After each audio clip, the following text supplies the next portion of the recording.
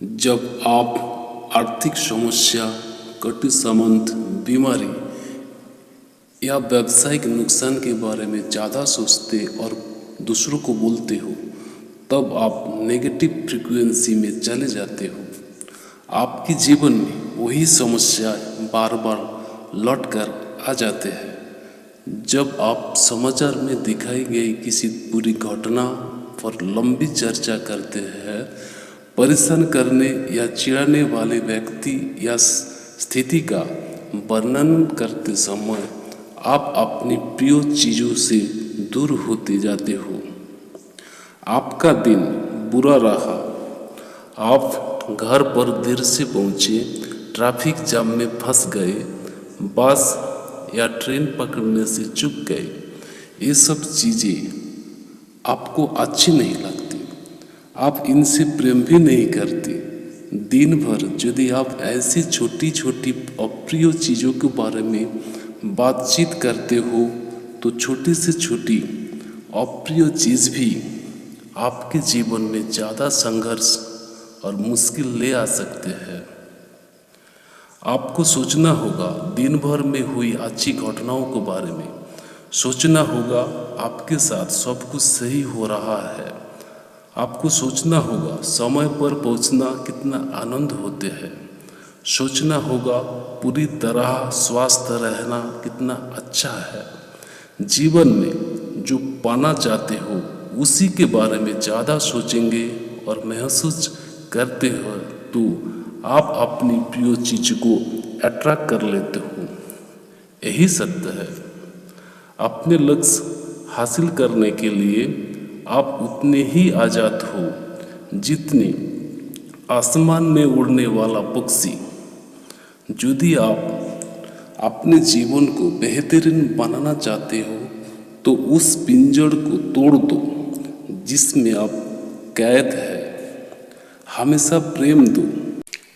केवल प्रिय चीज़ों के बारे में ही बात करें। प्रेम आपको मुक्ति कर देगा। जब तुम सत्य जान जाओगे और सत्य तुम्हें मुक्त कर देगा। प्रेम की शक्ति के लिए सब कुछ संभव है। आप चाहे जो भी हो, आपके सामने चाहे किसी भी परिस्थितियां हैं, प्रेम की शक्ति आपको मुक्त कर सकती है। एक महिला की कहानी बताता हूँ जो सिर्फ प्रेम की शक्ति से खुद को आज़ाद किया था।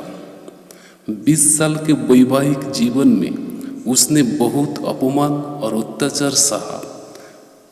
फिर उसका पति उसने गरीबी की हालत में अकेले छोड़ गया और बच्चों को पालन पोषण की जिम्मेदारी उनके कांधों पर आ गई। ढेर सारी विपत्तियों के बावजूद उस महिला ने कभी देश, क्रोध या किसी प्रकार की दुर्भावनाओं को अपने भीतर जड़ें नहीं जमाने दी।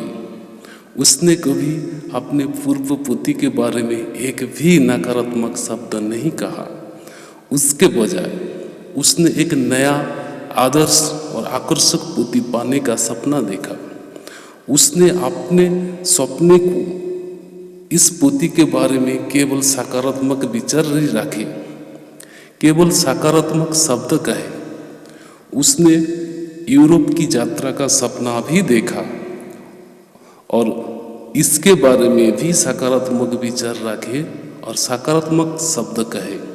हालांकि उसके पास यात्रा के लिए पैसे नहीं थे, लेकिन उसने पासपोर्ट का आवेदन दिया और उसे पासपोर्ट भी मिल गया।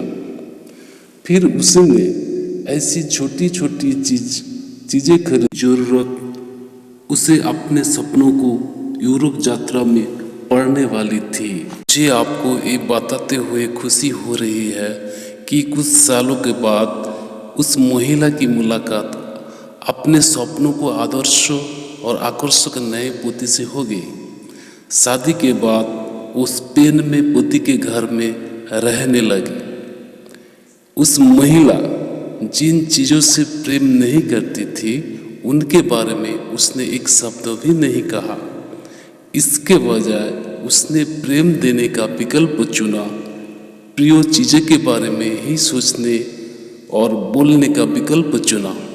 ऐसा ही करके वो मुश्किलों और दुख से आज़ाद हो गई।